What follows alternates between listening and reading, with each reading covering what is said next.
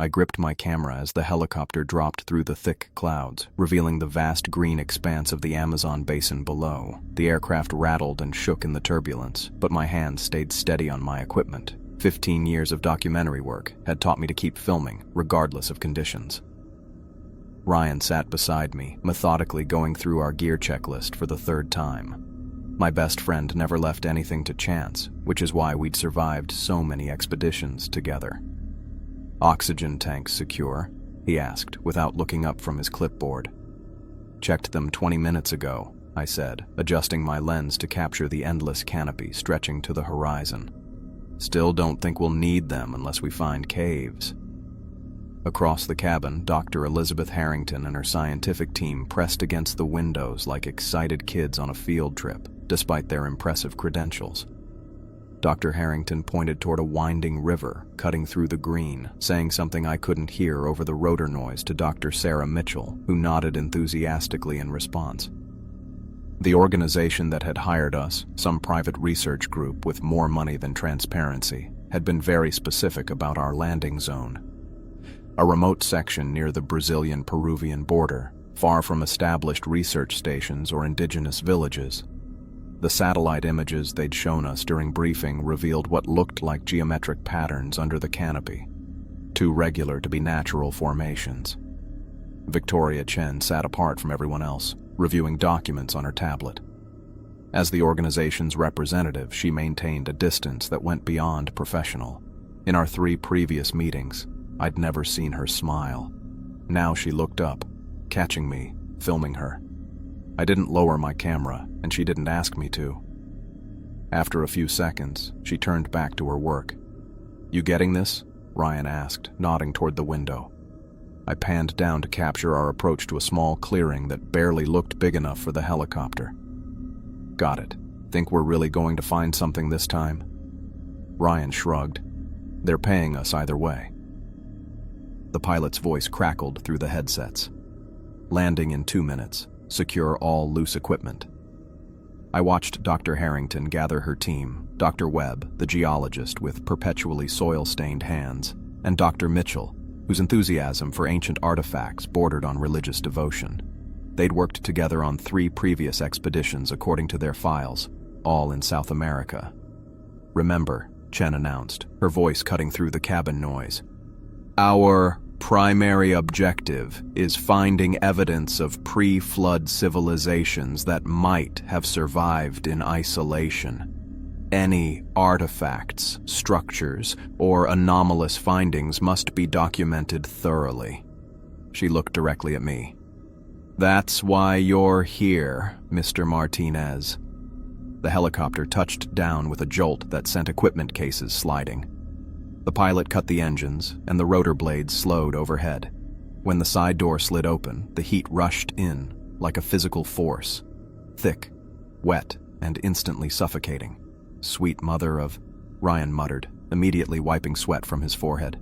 "Forgot how bad it gets." I stepped out after him, camera already recording. The clearing was roughly circular, about 50 yards across, surrounded by trees that towered hundreds of feet overhead. Vines hung like green curtains between massive trunks, covered in moss and fungi. The ground squished beneath my boots, not quite mud, but far from solid. Dr. Webb immediately knelt and scooped soil into a sample bag.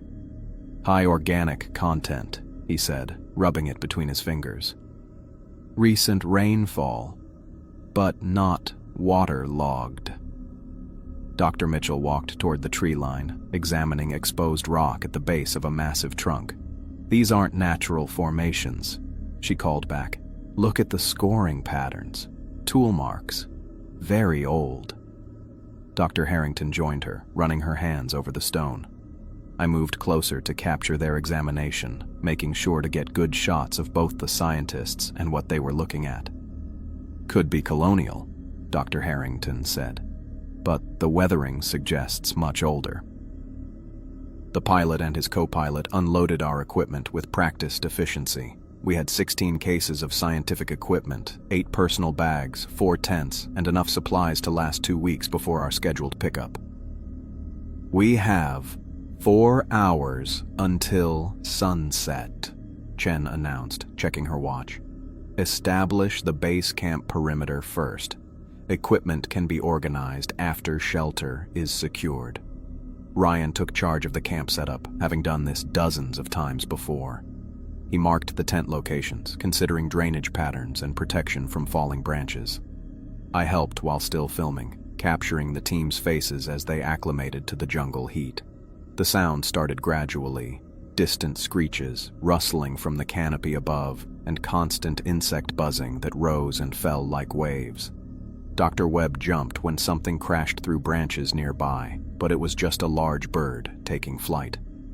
This region has 13 known primate species, Dr. Harrington explained, helping Ryan secure a tent pole, plus 5 big cat species, countless reptiles, and more insects than scientists have cataloged.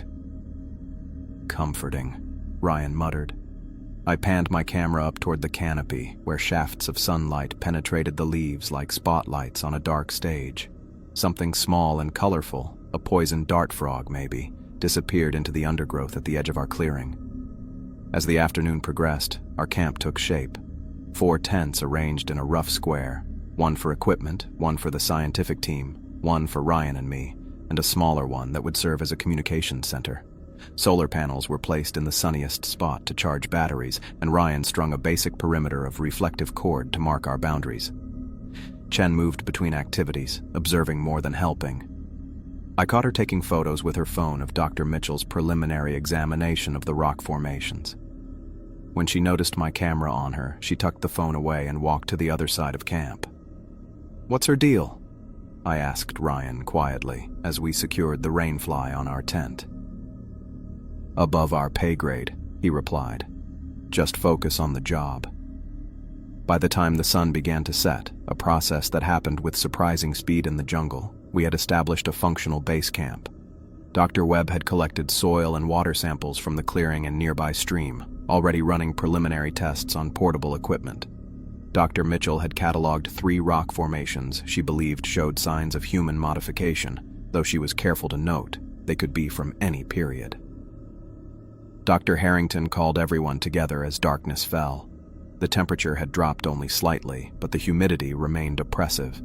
Insects swarmed around our solar lamps, creating moving halos of light. "Tomorrow we begin our proper survey," she said, unfolding a map on a collapsible table. "Based on the satellite imagery, we have 3 potential sites within walking distance. We'll start with the closest, here." She pointed to a spot marked in red, about 2 miles northeast. The jungle sounds intensified with nightfall. Screeches became more frequent, rustling more deliberate. Something large moved in the underbrush beyond our perimeter, causing everyone to fall silent momentarily. When nothing emerged, nervous laughter broke the tension. "Local wildlife avoiding us," Dr. Webb assured everyone, though he glanced toward the sound longer than necessary. I captured the team's faces in the harsh light of our lamps, excited, apprehensive, determined. Dr. Mitchell's enthusiasm hadn't dimmed despite the heat and exertion. Dr. Webb's scientific curiosity seemed to override his urban discomfort. Dr. Harrington maintained her composed leadership, but I caught moments when her eyes lingered on the darkness beyond our lights. Ryan prepared a simple meal on our portable stove, rehydrated stew that tasted better than it looked. We ate quickly, eager to retreat to our tents and relative comfort of sleeping bags on inflatable mats. As I checked my camera equipment one last time, making sure batteries were charging for tomorrow, I noticed Chen standing at the edge of camp, phone in hand.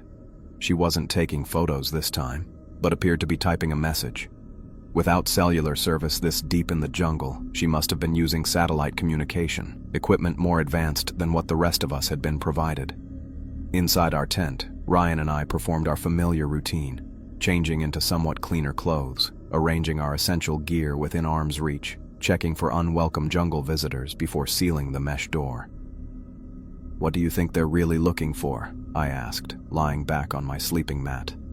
Ryan switched off his headlamp, leaving us in darkness broken only by the faint glow of equipment charging lights.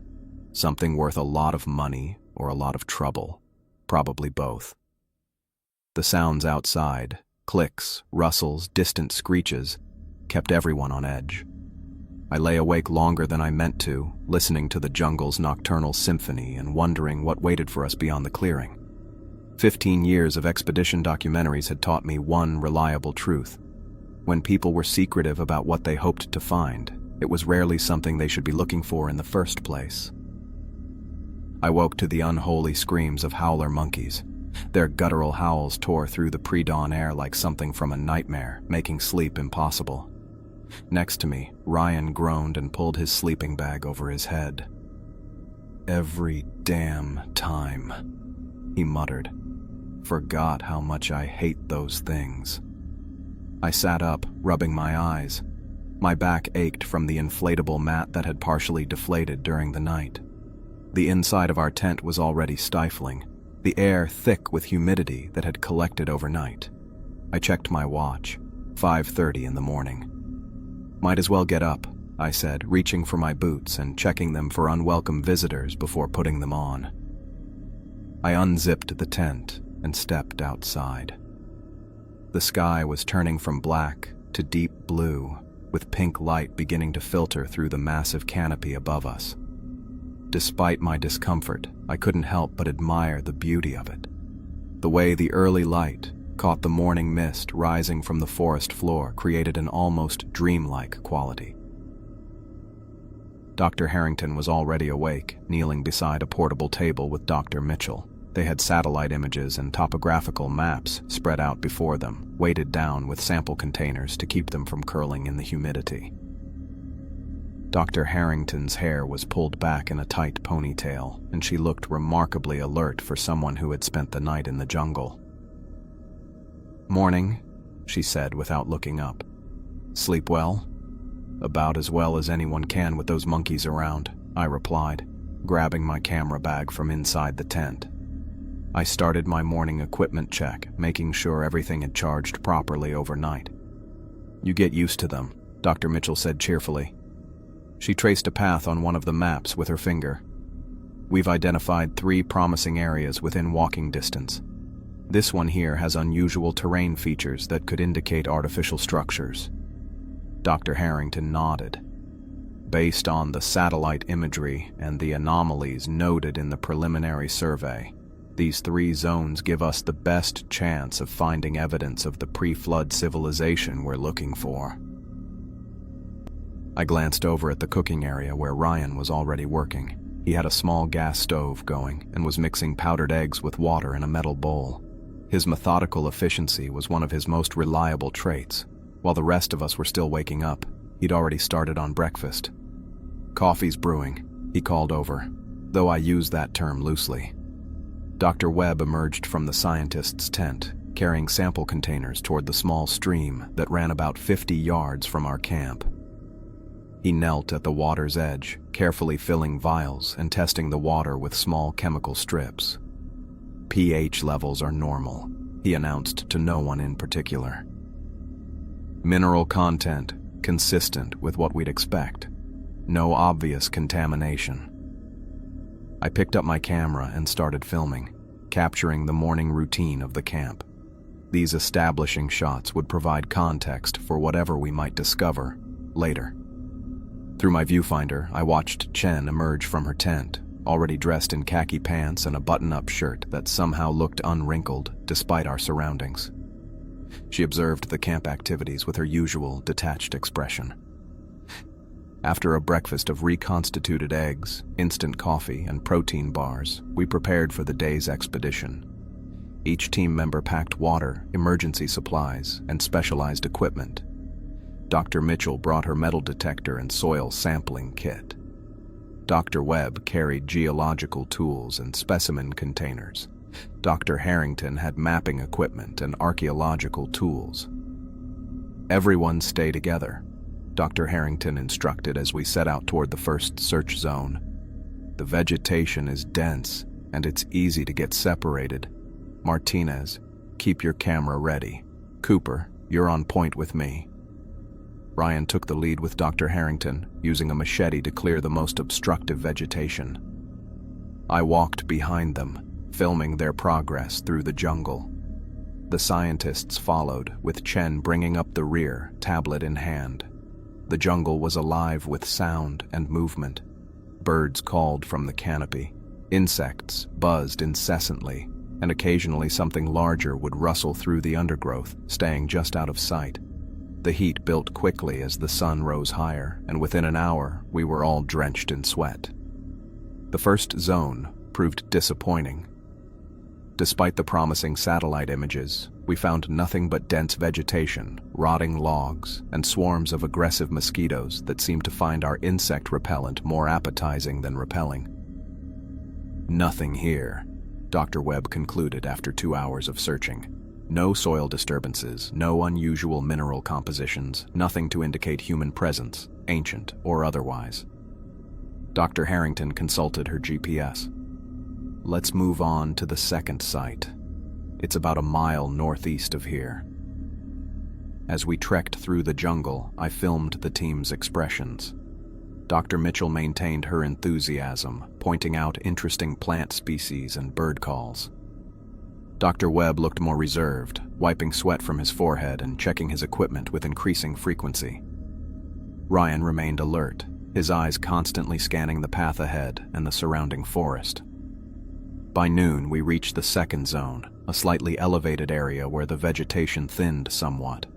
The sun beat down mercilessly through the gaps in the canopy, and we all took shelter in what little shade we could find to rest and drink water. Dr. Mitchell pulled out her metal detector and began a systematic sweep of the area.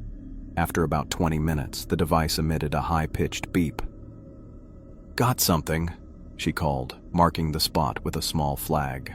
We gathered around as Dr. Harrington carefully began to excavate the site with small hand tools. 6 inches down, she uncovered fragments of pottery, reddish-brown clay, pieces, with simple line decorations. "Pre-Columbian," she said, examining the fragments. "Likely Arawak in origin. Interesting, but not particularly unusual for this region." I filmed as she bagged and labeled the fragments. Dr. Mitchell continued her sweep, finding 2 more spots that yielded similar pottery fragments and what might have been a stone tool. "Common artifacts," Dr. Harrington explained for my camera. "Indigenous peoples have inhabited the Amazon basin for thousands of years. These findings are consistent with known settlements in the region."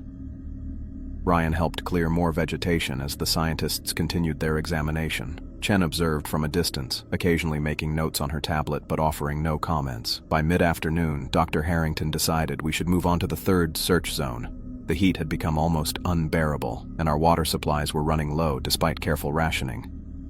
"The third site is closer to the stream," she said, offering some hope of relief. "We should be able to refill our water there." The third zone was about a half-mile west, in an area where the jungle thinned into a small clearing. As we approached, Dr. Webb stopped suddenly, kneeling to examine the ground. "The soil composition changes here," he said, running his fingers through the dirt. "Higher clay content, less organic material. This isn't a natural transition." Dr. Mitchell joined him, already sweeping her metal detector across the area. It began beeping almost immediately. "Multiple hits," she said, her voice rising with excitement. "Widespread metallic content in the soil." Dr. Harrington directed Ryan to help clear away some of the vegetation covering what appeared to be a raised mound. As they pulled back vines and scraped away soil, the outline of stone blocks began to emerge. "These aren't natural formations," Dr. Webb said, examining one of the exposed stones. "The angles are too precise, and this material, it's granite, but there's no granite deposit within hundreds of miles of here." I moved in closer with my camera, capturing the moment as Dr. Harrington brushed dirt from the surface of one of the stones, revealing what looked like deliberate markings. "Look at this," she said, her voice hushed with excitement. "These are carved symbols." Dr. Mitchell joined her, running her fingers along the shallow grooves. "This isn't any indigenous writing system I recognize, not Arawak, not Tupi, not anything documented in pre-Columbian South America." The team worked with renewed energy, clearing more vegetation and soil to reveal additional stones. As they uncovered more, a pattern began to emerge. The stones were arranged in what appeared to be a deliberate geometric formation. They're positioned in relation to one another, Dr. Harrington explained as I filmed. This wasn't random placement. These stones were set with purpose. I panned my camera across the entire site, trying to capture the scale of what we were uncovering. The stones formed a rough circle about 30 feet in diameter, with what might have been a pathway leading from it. Dr. Mitchell found more symbols on other stones, carefully photographing and sketching each one. These carvings are unlike anything in the archaeological record for this region, she said. The precision of the cuts suggests tools far more advanced than what we believe indigenous peoples possessed. The excitement was palpable as the team worked frantically to document as much as possible before daylight began to fade. Dr. Webb collected soil samples from between the stones, while Dr. Mitchell made rubbings of the symbols. Dr. Harrington mapped the entire formation, measuring distances and angles between stones. "This is exactly what we were looking for," she said, her eyes bright with excitement as she traced the carvings with her fingers.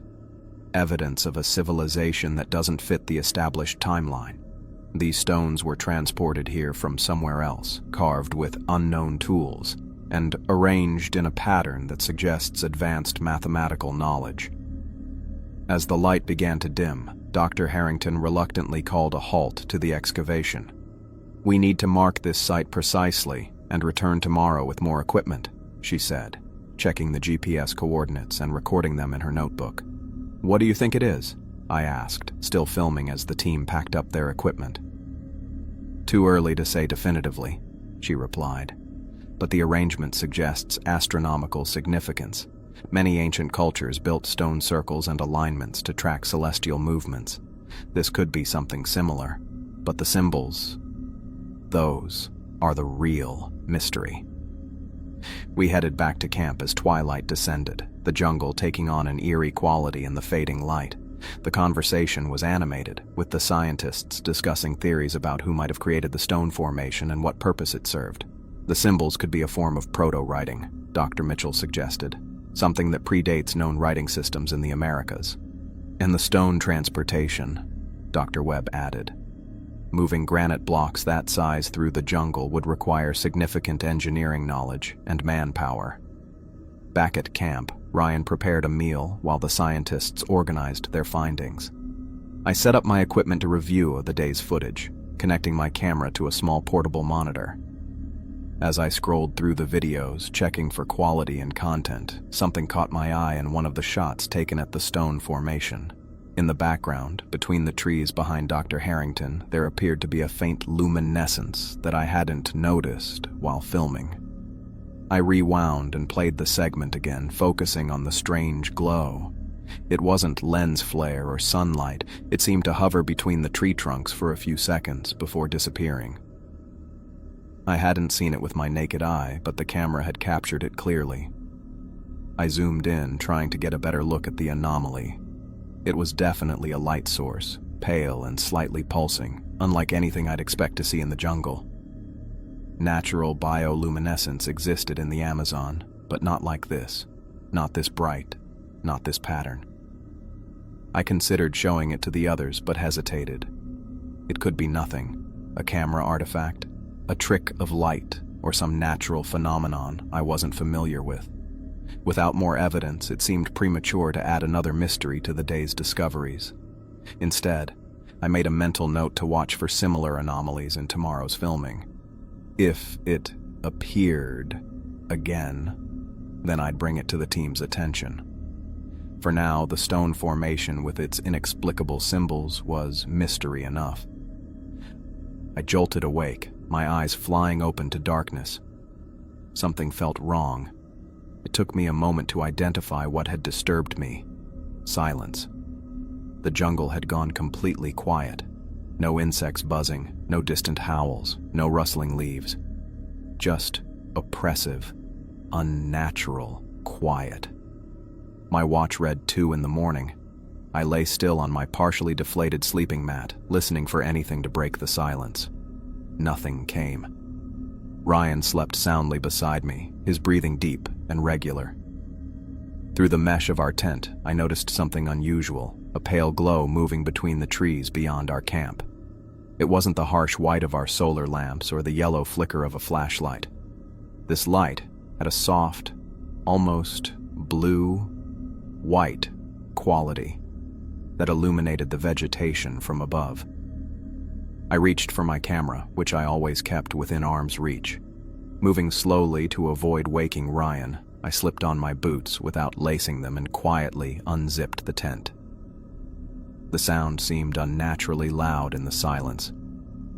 The night air hit me, still thick with humidity, but cooler than during the day. I stepped outside, keeping low and moving cautiously. The strange light grew brighter as I approached the edge of our clearing, pulsing with a rhythm that seemed almost organic, like a heartbeat, but irregular. I raised my camera, hitting record as I moved between two large trees at the perimeter. The light source was now directly above me, much brighter than it had appeared from the tent. I tilted the camera upward, adjusting the exposure settings to compensate for the glow. What I saw through the viewfinder stopped my breath. Suspended above the canopy was what looked like an enormous spider, its body composed entirely of the same pale light I'd seen. It hovered maybe 100 feet up, directly over our camp. The thing was massive, at least 30 feet across from leg tip to leg tip. Its body wasn't solid but translucent, allowing me to see what looked like internal structures, pulsing inside it. Patterns of brighter light moved through these structures in waves, creating the pulsing effect I'd noticed. The creature, if that's what it was, moved with deliberate grace, its legs extending and contracting as it hung in the air. I stood frozen, camera pointed upward, my finger steady on the record button despite the shock rippling through me. I counted in my head. 5 seconds. 10. 15. 20. Then without warning, the creature vanished.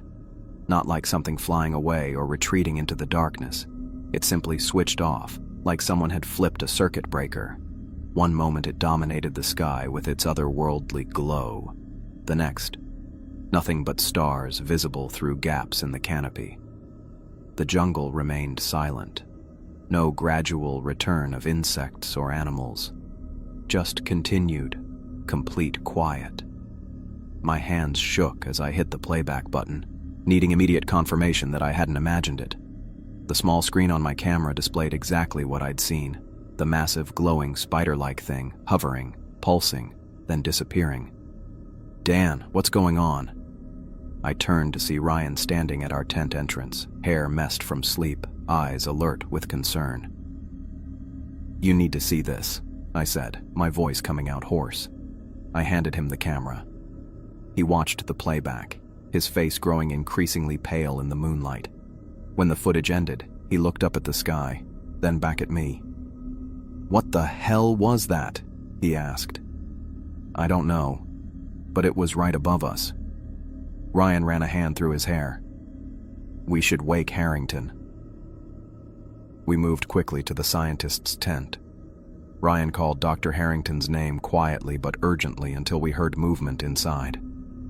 She emerged, looking surprisingly composed for someone woken in the middle of the night, her hair pulled back in a hasty ponytail. What's happened?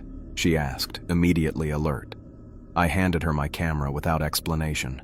She watched the footage once, then again, then a third time.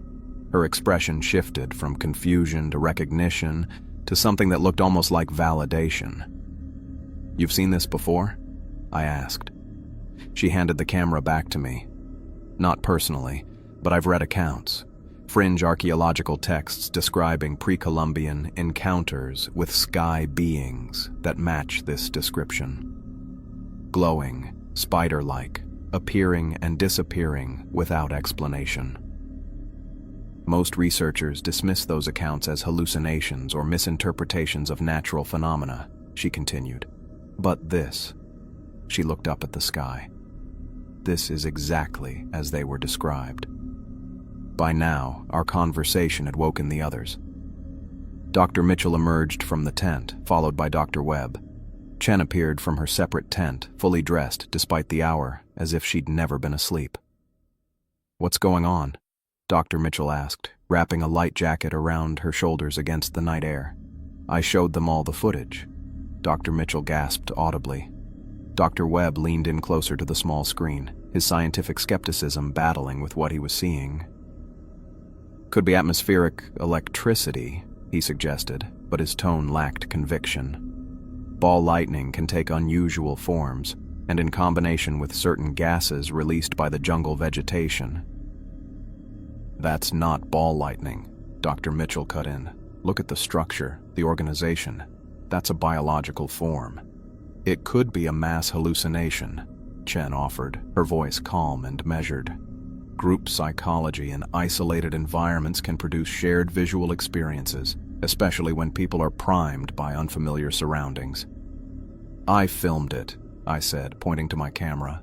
"Hallucinations don't show up on digital recordings." "Equipment malfunction then," she countered. "Humidity affecting the sensor, creating light artifacts." Ryan shook his head. "I know Daniel's equipment.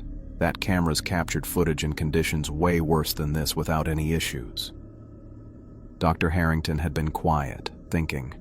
"The stone formation we found yesterday. The symbols might be connected to this." "How?" Chen asked. "Some of the carvings we uncovered appeared to depict figures with multiple limbs," Dr. Harrington explained. "We assumed they were stylized humans or perhaps local deities. But what if they were representations of these entities?" Dr. Webb nodded slowly. "The formation is arranged in a circle. Many ancient astronomic sites were built to track celestial phenomena or to communicate with what they perceived as sky gods. We need to return to the site," Dr. Mitchell said, excitement breaking through her initial shock. "At first, light. See if there's any evidence of recent activity." "I agree," Dr. Webb said. "If there's a connection between what Martinez saw and the stone formation, we need to document it immediately." We spent the next hour preparing for an early departure, gathering equipment and supplies. Nobody mentioned returning to sleep. The idea seemed absurd after what we'd seen. Instead, we sat around the small camp table, drinking terrible instant coffee and keeping our voices low. Dr. Harrington sketched what she remembered from the obscure texts she'd mentioned, showing rough drawings of spider-like beings descending from the sky. The similarities to what I'd filmed were striking. Dr. Webb continued offering scientific explanations, each sounding less convincing than the last. Dr. Mitchell alternated between excitement at the discovery and nervous glances at the dark jungle surrounding us. Chen remained mostly silent, watching all of us with calculating eyes. Ryan checked and rechecked our equipment, his way of maintaining control in an increasingly uncontrollable situation. I went through my footage again and again, looking for any indication that what I'd captured might have a conventional explanation. I found none. The jungle remained unnaturally quiet until the first hint of dawn lightened the eastern sky. Only then did the familiar sounds gradually return. First insects, then birds, then the distant calls of monkeys. It was as if the natural world had been holding its breath along with us. As sunrise approached, we prepared to head back to the stone formation. No one had slept since my discovery, but adrenaline and unease kept us alert. Whatever we had stumbled upon in this remote corner of the Amazon, it was becoming increasingly clear that the stone formation wasn't just an archaeological curiosity, it was a warning.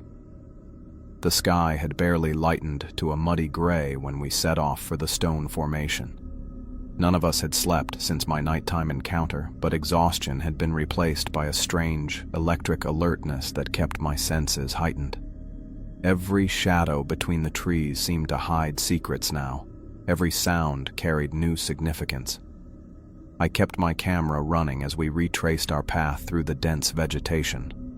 Ryan moved ahead of me, machete in hand, hacking at vines and branches with unusual force. His movements were sharper than normal, betraying the tension we all felt. Behind me, the scientists followed in uncharacteristic silence, their usual academic discussions replaced by watchful eyes scanning the canopy.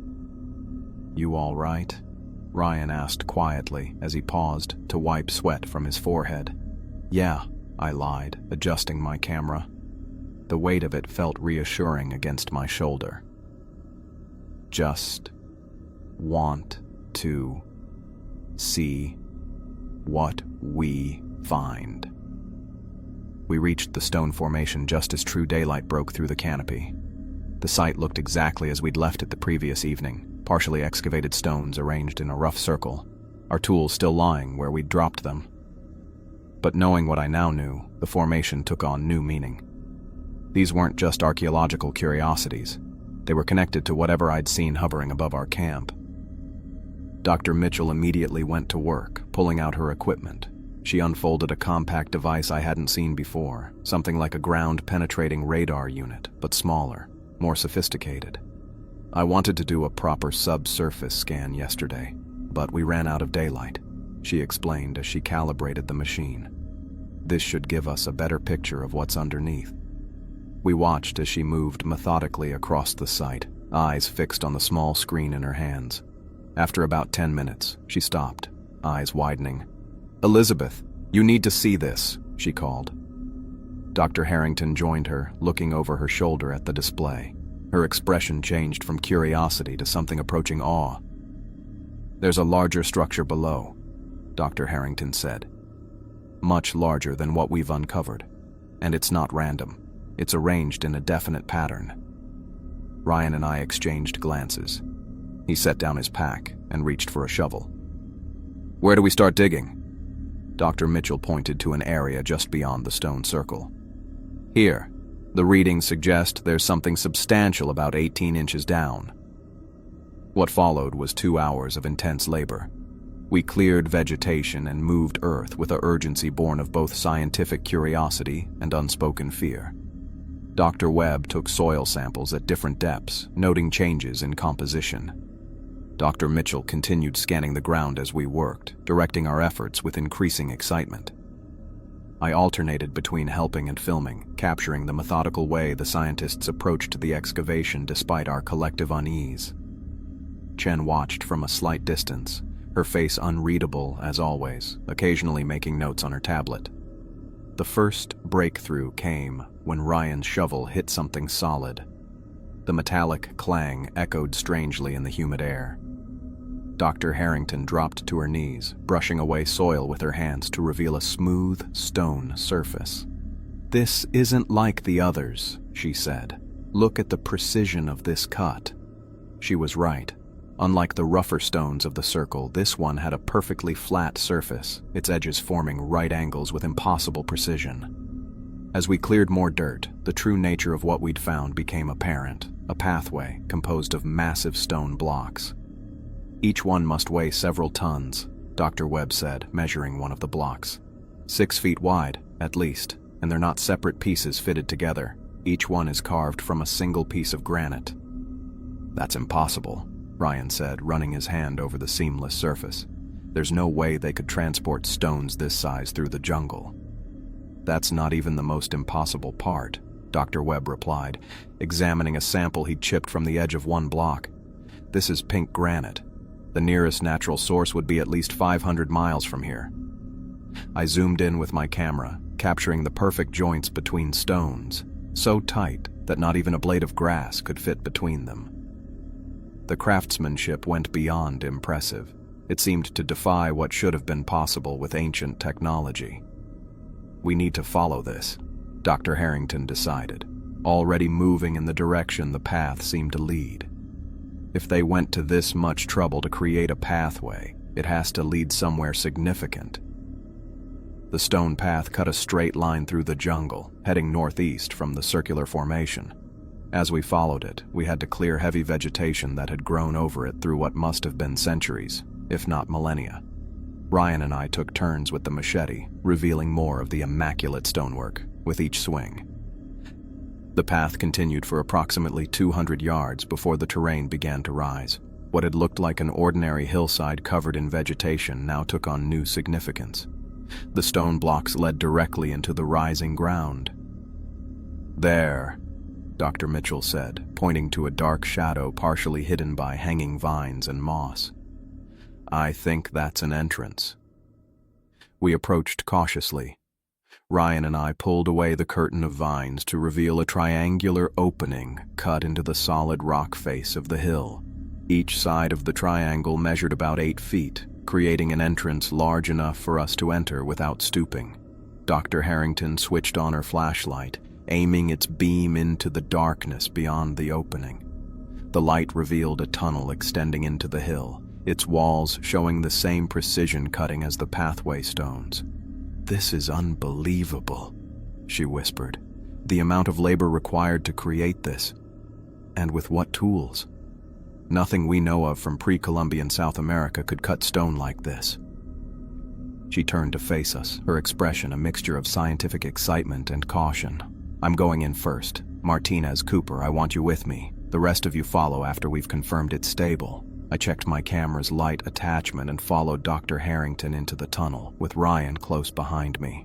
The air inside felt noticeably cooler and drier than the oppressive jungle humidity. Our footsteps echoed strangely, suggesting a larger space ahead. The tunnel extended about 30 feet before suddenly opening into a vast chamber that made me stop in my tracks. My light couldn't reach the ceiling, but the beam revealed walls covered in intricate carvings, rising at least 60 feet high. "My God," Dr. Harrington breathed, her light playing across the nearest wall. I raised my camera, filming what her light revealed. Detailed carvings depicting human figures, dozens of them, all in postures of worship or submission before towering, multi-limbed creatures. Spider-like creatures, with translucent bodies depicted through clever use of different stone textures. The same creatures I had filmed hovering above our camp. The rest of the team entered behind us, their exclamations of amazement echoing in the cavernous space. Dr. Mitchell immediately went to the nearest wall, examining the carvings with her fingertips. "These tool marks," she said. "They're unlike anything I've seen before. The cuts are clean, precise, like they were made with modern equipment, not stone or even metal tools." Dr. Webb moved deeper into the chamber, his light revealing more of the space. "Look at these," he called. We joined him, our combined lights illuminating what appeared to be statues placed at regular intervals around the chamber. They depicted the same spider-like beings shown in the wall carvings, but in 3 dimensions. Each statue stood about 12 feet tall, carved with such detail that the thin limbs seemed almost transparent. "They're exactly like what you filmed," Ryan said quietly beside me. I nodded, unable to speak as I filmed the statues. The resemblance was undeniable. The same general form, the same suggestion of internal structures visible through a translucent exterior. Seeing them represented here, in this ancient chamber, confirmed that whatever I had seen wasn't a modern phenomenon or equipment malfunction. These beings had been known to whoever built this place. Dr. Harrington moved to the center of the chamber, where a raised platform stood. On top of it was what could only be described as an altar, a rectangular stone slab supported by 4 carved pillars. The surface of the altar was covered in symbols, similar to those we'd found on the stones at the circular formation, but more extensive. "There's text here," she said, leaning closer. "A lot of it. 3 different scripts, actually, all saying the same thing, from what I can tell." "You can read this?" Chen asked, speaking for the first time since we'd entered the chamber. Dr. Harrington nodded slowly. "Parts of it. Some of these symbols match proto-writing systems I've studied. Others are completely unknown, but there's enough overlap that I can make out some meaning." She traced the symbols with her finger, lips moving silently as she worked through the text. The chamber felt suddenly colder as we waited for her translation. The beam of my light caught something across Dr. Harrington's face, a change in her expression that sent a chill through me. Whatever she was reading had disturbed her deeply. "Elizabeth?" Dr. Mitchell prompted after the silence had stretched too long. "What does it say?" Dr. Harrington straightened, her hand falling away from the altar. She looked up at us, her face pale in the harsh light of our flashlights. "It's a warning," she said. Dr. Harrington's eyes remained fixed on the symbols covering the altar. Her fingers traced over the deep grooves as silence filled the vast chamber. The rest of us waited, our flashlight beams cutting through the darkness. "What kind of warning?" I asked, adjusting my camera to better capture her face in the harsh light. She swallowed hard, her composure slipping for the first time since I'd known her. "They are still here. They wait below. Do not wake them." Her voice cracked on the final words. It's repeated in all 3 scripts, the same message. Ryan moved closer to me. "Who's they?" Dr. Harrington gestured toward the towering statues surrounding us. "The beings in these carvings. The same things you filmed last night, Daniel." Dr. Webb had knelt beside the altar, examining the stone floor with his flashlight beam angled low across the surface. "There's something else," he said, his voice tight. "Look at these marks." I trained my camera on where he pointed. Fresh scratches marred the otherwise immaculate stonework around the base of the altar. Thin, sharp lines that caught the light. "Those weren't made centuries ago," Dr. Webb continued, running his fingers along one of the marks. "The edges are clean, not weathered.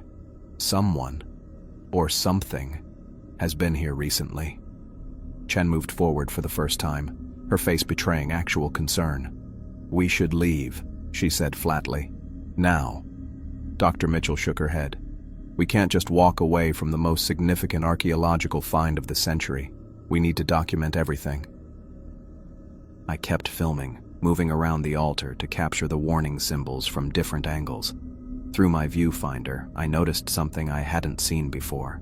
Faint traces of a greenish residue in some of the deeper grooves of the text. "Dr. Harrington," I called. "What's this green stuff in the carvings?" She bent closer, examining what I'd found. "I'm not sure. It almost looks like..." A deep rumble cut her off, the sound coming from everywhere at once. The stone floor beneath our feet vibrated. Dust and small fragments of rock showered down from the darkness above. "Earthquake?" Ryan asked, his voice steady but tense. Dr. Webb shook his head. "This region isn't known for seismic activity." The rumbling grew stronger. My camera picked up the sound like distant thunder. We all instinctively moved toward the center of the chamber, away from the walls, where chunks of stone had begun to fall. Then I saw it. Hairline cracks appearing in the floor, spreading outward from the altar like a spider web. And from within those cracks came a faint, pulsing green glow, the same color as the residue in the carvings. "Look," I said, pointing with my free hand while keeping my camera trained on the phenomenon. The glow intensified as the cracks widened. The rumbling had become a roar now, making it hard to hear each other even at close range. "We need to get out," Chen shouted, already backing toward the tunnel entrance. Dr. Harrington grabbed Dr. Mitchell's arm. "Sarah, we have to go, now." The floor near the back wall suddenly collapsed with a deafening crack. A section about 10 feet across simply gave way, plunging into darkness below. We all stumbled back, fighting to keep our balance as the floor continued to shift beneath us. From the hole rose a green glow, brighter than before. Then came movement, something large climbing upward. I kept filming as the first creature emerged from the opening. It pulled itself up with glass-like limbs that made soft, crystalline sounds against the stone floor. Its body was just as I'd seen the night before. 15 feet tall, translucent, with pulsing internal structures, but the green bioluminescence was brighter, more intense than what I'd captured above the camp. It wasn't alone. Behind it, another began to climb out. Then another. "Run!" Ryan shouted, grabbing my shoulder and pulling me toward the entrance tunnel. Everything happened too quickly after that. We all turned to flee, but Dr. Mitchell was a few steps behind the rest of us. I glanced back, camera still recording, and saw one of the creatures move with impossible speed across the chamber. Its leg, sharp as a spear and clear as glass, wrapped around Dr. Mitchell's waist. Her scream cut through the chamber as she was lifted off the ground. "Help me, please!" Dr. Webb turned back, rushing toward her with a rock in his hand. "Sarah!" I kept filming, unable to look away as he struck at the creature's leg. The blow seemed to have no effect. The spider thing turned its attention to him, another limb whipping out to grab him around the chest. "Webb! Mitchell!" Dr. Harrington screamed, halfway to the tunnel entrance. I backed away, camera still rolling, as more creatures poured from the hole in the floor. Dr. Webb struggled in the grip of the first spider, his face contorted in pain as the glass-like limb tightened around him. Dr. Mitchell had stopped screaming, her body limp as she was carried toward the opening in the floor. Ryan grabbed my arm, yanking me toward the tunnel. "Daniel, we can't help them. Move!" I stumbled backward, still filming as Dr. Webb was pulled into the darkness below. Dozens of the creatures were in the chamber now, their bodies creating an eerie green light that illuminated the ancient space completely for the first time. I turned and ran, following Ryan into the tunnel. Behind me, I heard Dr. Harrington's footsteps and ragged breathing. The tunnel seemed longer running out than it had coming in, the walls closing in around us as we fled. The creatures followed. I could hear them. A sound like glass wind chimes mixed with something wet and organic. Their clicking echoed through the tunnel, growing louder. We burst out into daylight. The stone path stretched before us, cutting through the jungle vegetation. Without a word, we ran down it, our feet pounding on the immaculate granite blocks. Behind us, the first creatures emerged from the tunnel, their translucent bodies catching the sunlight in a way that created prismatic reflections through the jungle air. They moved differently in daylight, more deliberate, their many legs finding purchase on the stone path with precision. "They're coming!" I gasped, half turning to capture their pursuit with my camera. "Keep moving!" Ryan shouted back. We reached the circular stone formation where our excavation tools still lay scattered from earlier. Dr. Harrington stumbled, nearly falling as her foot caught on a root. Ryan grabbed her arm, keeping her upright as we continued running. The jungle erupted with movement on all sides, from beneath fallen logs, from holes in the ground partially hidden by vegetation, from gaps between rocks. More of the creatures emerged. They were smaller than those from the chamber, maybe 5 or 6 feet across, but just as fast. "They're everywhere!" Dr. Harrington cried out. I kept filming as we ran, capturing glimpses of translucent bodies moving through the undergrowth. One burst from the ground directly in our path. Ryan swerved, pulling Dr. Harrington with him. I followed, nearly losing my balance as I dodged the creature's reaching limbs. The path to our camp seemed endless. My lungs burned, and my legs felt like lead, but terror kept me moving. The camera grew heavy in my hands, but I couldn't bring myself to drop it. Whatever happened, I needed to document it. We could hear the creatures behind us and on all sides, their crystalline movements creating a bizarre soundtrack to our desperate flight. Their clicking sounds communicated with each other, coordinating their pursuit. "They're hurting us!" Dr. Harrington gasped between breaths. She was right. The creatures weren't just chasing us, they were appearing in specific locations, forcing us to change direction, guiding our panic. "Keep going straight," Ryan shouted. "No matter what." We crashed through a wall of vegetation, branches whipping across my face and arms. I kept the camera up, recording our flight and glimpses of our pursuers. The creatures moved differently than any living thing I'd ever seen. Not quite solid, their translucent limbs bending in ways that defied physics. The jungle had become a nightmare maze, with death closing in from all sides. And all I could think was that I needed to keep filming, keep documenting, even if no one would ever see the footage. Because what we'd found, what had found us, changed everything. The jungle became a green blur as we crashed through the undergrowth. Branches whipped across my face, leaving stinging cuts I barely felt through the adrenaline. I kept my camera up, recording our desperate flight and the horrors behind us. The creatures moved unlike anything alive, their glass-like limbs flowing through vegetation as if it wasn't there. "Left!" Ryan shouted, yanking Dr. Harrington by the arm as one of the spiders dropped from above, landing where she'd been running just seconds before. I swerved to follow them, my boots sliding in the damp soil. Through my viewfinder, I caught sight of more creatures moving through the canopy above us, their translucent bodies creating an eerie green glow that filtered down through the leaves like some kind of nightmarish light show. "They're cutting us off," Dr. Harrington gasped, pointing ahead where 3 more spiders had emerged from the undergrowth. Ryan changed direction again, pulling us down a narrow game trail. "This way. Camp should be just ahead." My lungs burned with each breath. My legs felt wooden, but I kept running. The weight of my camera grew heavier with each step, but I couldn't let go. Someone needed to know what happened here, what took Webb and Mitchell. We burst through a wall of vegetation into our clearing, only to stop dead in our tracks. The camp was in ruins. Tents lay shredded, their contents scattered across the muddy ground. Equipment cases had been smashed open, their contents tossed aside. Our supplies lay everywhere, as if something had been searching through them.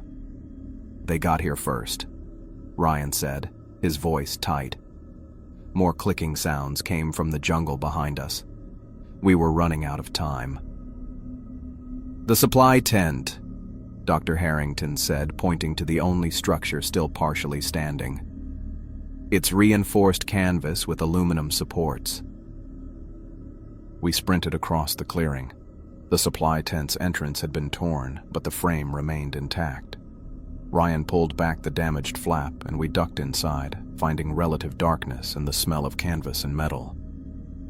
"Help me barricade this," Ryan ordered, dragging a heavy equipment case toward the entrance.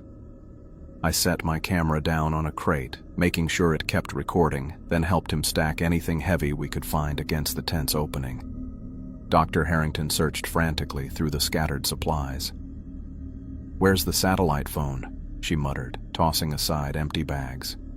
"Top left compartment of the red case," Ryan replied, wedging a folding table against our makeshift barricade. She found the case and yanked out a bulky phone with an extendable antenna. Her fingers shook as she dialed. Outside, green light filtered through the canvas as dozens of the creatures surrounded our tent. Their movement cast shifting shadows on the walls, a surreal puppet show of death closing in. I picked up my camera again, panning slowly around the interior of our sanctuary, capturing our desperate situation. "This is Dr. Elizabeth Harrington," she said into the phone, her voice surprisingly steady. "Emergency extraction required at base camp coordinates immediately. We are under attack. Dr. Mitchell and Dr. Webb are dead. I repeat, we need immediate extraction." She paused, listening to whoever was on the other end. "Yes, we found them. They're real. They're killing us. Get us out of here." The last words came out as a scream. A sharp, crystalline leg punched through the canvas wall beside me. I jumped back as it withdrew, leaving a neat hole. Ryan scrambled across the tent to a case marked with red tape. He pulled out a flare gun and loaded it with practiced efficiency. Another leg pierced the tent, then another. The creatures were testing our defenses, probing for weakness. Ryan took aim at one of the holes as a leg pushed through again. He fired. The flare shot out with a whoosh, its red light momentarily drowning out the green glow. Outside, we heard a strange sound, like breaking glass mixed with a wet, organic hiss. The leg withdrew. "They don't like fire," Ryan said, reloading the flare gun. Dr. Harrington was still on the phone. 15 minutes? We don't have 15 minutes. I watched through my camera as more punctures appeared in the tent walls. Green light streamed through each new hole, creating beams in the dusty air. The tent supports groaned as something heavy pushed against the outer wall. "We need more than flares," I said, scanning the supplies scattered around us. Ryan nodded, his eyes landing on a case of camping fuel. "There," he said, pointing. "Grab those bottles." I set down my camera and collected 3 bottles of fuel, while Ryan tore strips from a shredded sleeping bag. "Make torches," he instructed, wrapping fuel-soaked fabric around the end of a tent pole. Dr. Harrington hung up the phone. "Helicopter's coming, 15 minutes out. They told us to signal with flares when we hear it." "If we last that long," Ryan muttered, lighting one of the makeshift torches with a lighter. The tent shuddered as multiple creatures pressed against it simultaneously. The aluminum frame bent inward, canvas stretching to its limits. Through the growing holes, I could see dozens of glowing bodies surrounding us in a tight circle. "They're coordinating," I said, holding my camera with one hand and a torch with the other. "Look how they're positioning themselves." Ryan nodded grimly. "They're smart. Too smart." The tent lurched sideways as one of the main supports gave way. Canvas tore along the ceiling, opening a gap large enough for the creatures to enter. Ryan fired another flare through the opening, buying us seconds as the nearest spiders retreated from the burning light. "We need to reinforce that," Dr. Harrington said, pointing to the collapsing section. We worked frantically, using equipment cases to prop up the failing support. I kept filming between efforts to shore up our defenses, documenting what might be our final moments. The creatures continued their assault, becoming more aggressive with each passing minute. Ryan splashed fuel along the base of the tent walls, creating a barrier of flames when one section began to tear. The fire kept the creatures back temporarily, but also filled our shelter with choking smoke. "How long has it been?" I asked, my voice rough from the smoke. Dr. Harrington checked her watch. 8 minutes. We need to hold out for 7 more. The creatures had learned from our defenses. They began attacking from the top, where we couldn't reach with our torches. The ceiling canvas tore further as sharp limbs punctured it from above. "They're getting in!" Dr. Harrington shouted. A leg shot through the gap, weaving back and forth as if searching for a target. It found one in Ryan, who was busy reloading the flare gun. The crystalline limb wrapped around his calf with lightning speed. Ryan screamed as the leg tightened, its glass-like edge cutting through his pants and into his skin. Blood spread quickly across the fabric. I dropped my camera onto a crate, making sure it kept recording, and lunged forward. Dr. Harrington and I both grabbed Ryan, pulling him away from the creature's grip. The leg tightened further, slicing deeper. "Get it off me!" Ryan yelled, his face contorted in pain. Dr. Harrington grabbed a metal pry bar from the floor and swung it at the creature's leg with all her strength. The impact made a sound like a hammer hitting crystal. The leg didn't break, but it loosened enough for us to pull Ryan free. He fell back, clutching his bleeding leg. The cut was deep, running from his ankle to mid-calf, blood pooling on the tent floor. "First aid kit," Dr. Harrington said, her training kicking in. "Red box with the white cross." I found it beneath an overturned table and handed it to her. She worked quickly, applying pressure bandages to Ryan's leg while I took up the flare gun, firing at any creature that came too close through the growing holes in our shelter. Our situation was deteriorating by the second. The tent was failing structurally, more creatures were gathering outside, and Ryan was seriously injured. I picked up my camera again, wanting to make sure everything was documented. "In case we don't make it," I said into the lens. "We found something ancient in the Amazon. Something that's been here all along, waiting. Dr. Sarah Mitchell and Dr. Marcus Webb were taken, and we might be next." A new sound cut through the chaos, the distant thump of helicopter rotors. "They're coming," Dr. Harrington said, finishing Ryan's bandage and scrambling to her feet. "We need to signal them." I grabbed the flare gun from where Ryan had dropped it and moved toward what remained of the tent entrance. Through the tears in the canvas, I could see the creatures still surrounding us, their green bodies glowing brighter in the growing darkness. Had it gotten later without us noticing? No. They were gathering in greater numbers, their combined bioluminescence intensifying. The helicopter sound grew louder. I aimed the flare gun through a gap in the canvas and fired. The red flare arced high above the clearing, momentarily outshining the green glow of the creatures. "Again!" Dr. Harrington urged. "Fire another one." I reloaded and fired a second flare. This time, we heard the helicopter change direction, heading directly toward us. The creatures seemed to sense our potential escape. They attacked with renewed ferocity, the tent collapsing further around us. One of the main supports gave way completely, bringing down a section of canvas. Green light flooded in as spider-like forms began to push through the opening.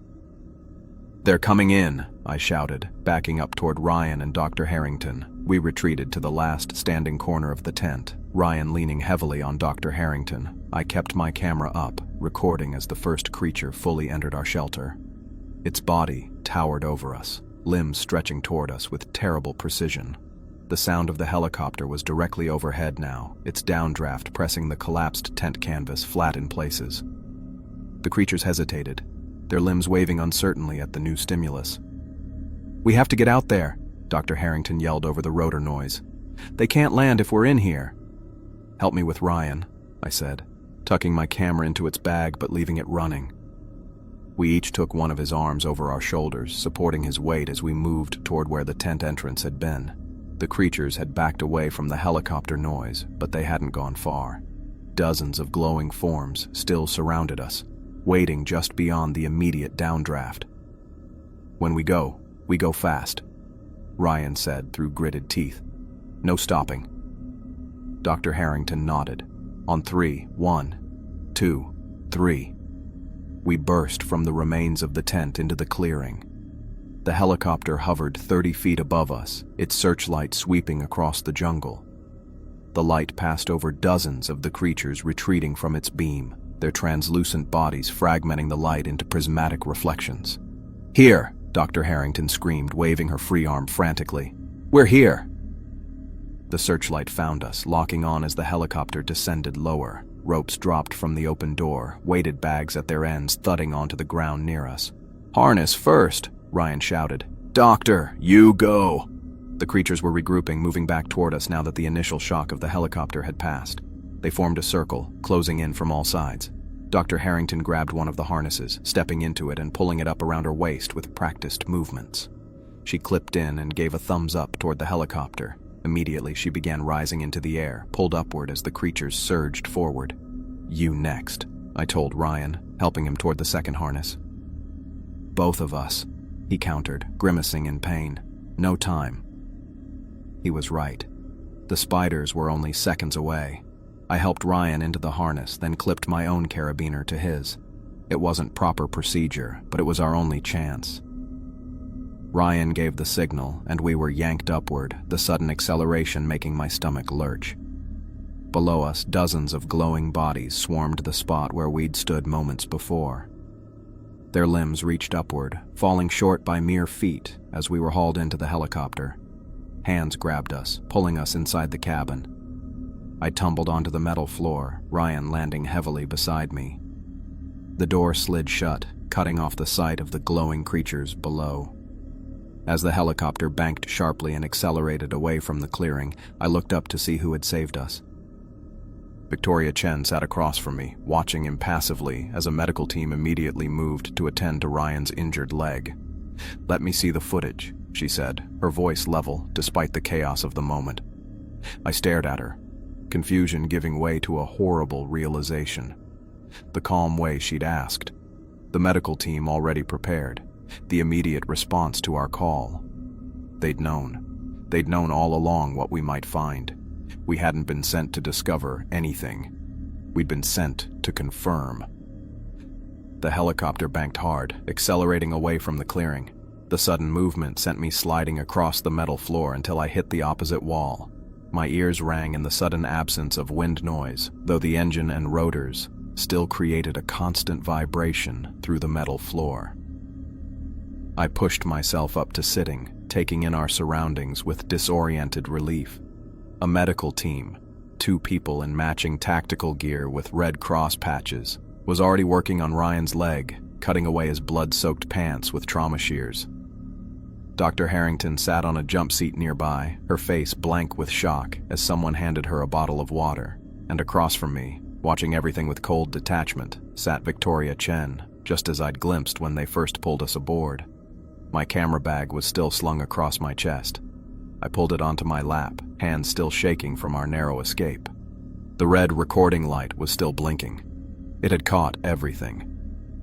Chen took the camera from my unresisting hands and flipped open the view screen.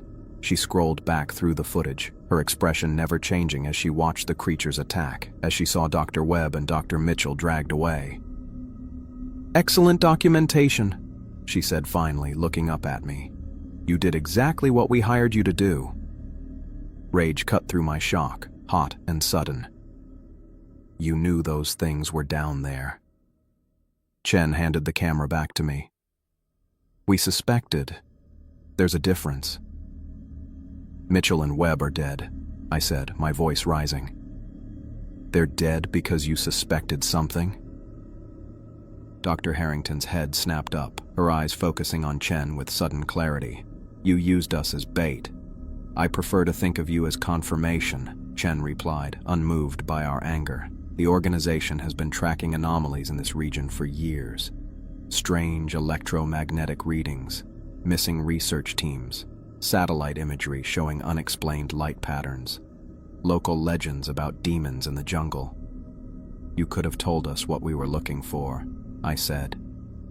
Chen shook her head. "Your reactions needed to be genuine. Scientists who know what they're looking for tend to find exactly that, whether it exists or not. We needed objective confirmation."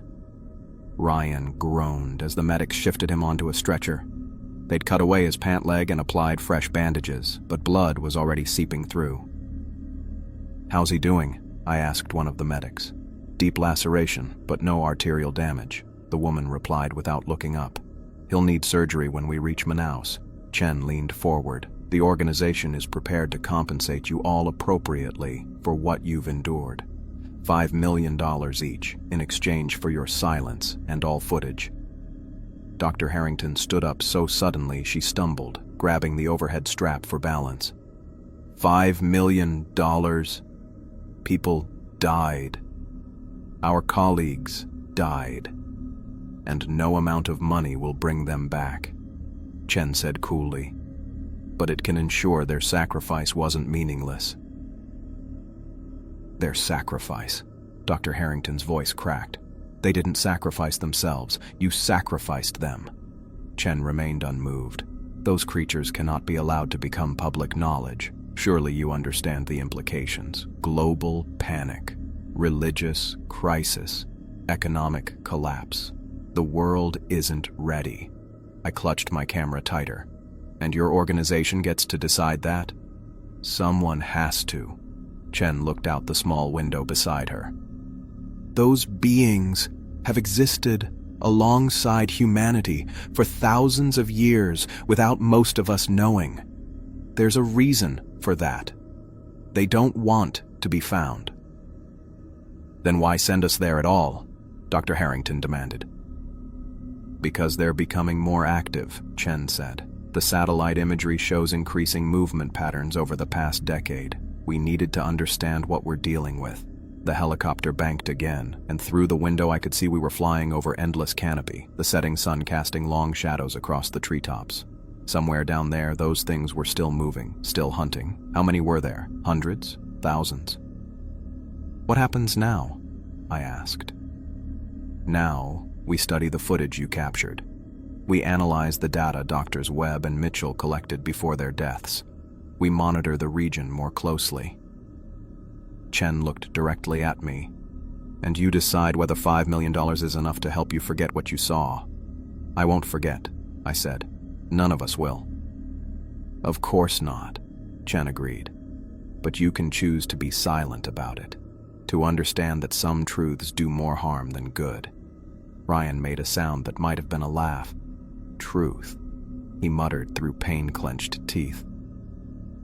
"Your people wouldn't know truth if it wrapped a glass leg around your throat." Chen ignored him, turning to Dr. Harrington instead. "You're a scientist, Dr. Harrington. You understand the importance of controlled information. Imagine the chaos if people learned that beings like these exist, that they've been here all along, possibly influencing human development." Dr. Harrington stared at her for a long moment. "Fuck you," she said finally. One of the medics moved to check Dr. Harrington's vitals, despite her protests that she was physically fine. I closed my eyes, suddenly aware of my own exhaustion, the cuts and bruises covering my body, the stiffness in my muscles from our desperate flight through the jungle. When I opened them again, Chen was watching me carefully. "You're not like the others, Mr. Martinez.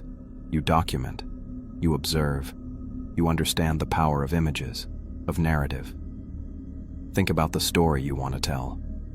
About whether some stories are better left untold." The last rays of sunlight filtered through the helicopter windows as we continued toward Manaus. I looked back toward the vast green expanse we were leaving behind, knowing those things were still down there. Waiting. Watching. Perhaps planning. The 5 million would buy my silence, probably. But it would never buy peace. Not for me, not for Ryan, not for Dr. Harrington. And certainly not for the families of Webb and Mitchell, who would never know the truth about how their loved ones died. I clutched my camera, the weight of it familiar and comforting. Inside was the truth. Terrible, world-changing truth. Chen was right about one thing. I did understand the power of images. And I understood that sometimes that power needed to be carefully controlled. But I also understood something Chen and her organization might not. Truth finds a way. It always does.